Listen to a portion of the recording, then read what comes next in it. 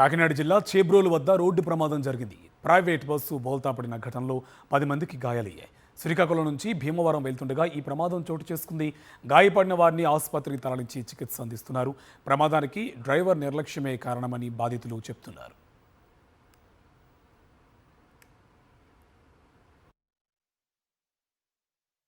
Accident అయింది తెలియదు కానీ మేము భీమవరం నుంచి బయలుదేరి వచ్చాం. ఆ యాక్సిడెంట్ స్పాట్ లో చూస్తే డ్రైవర్ నిర్లక్ష్యం చాలా కనిపిస్తుందండి.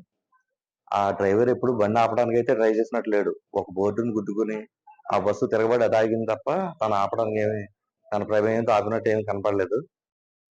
శ్రీకాకుళం నుంచి భీమవరం బస్సులో వెళ్తుండగా వేలో విజయ్ దాటాక పిఠాపురం దగ్గర యాక్సిడెంట్ అయ్యిందండి.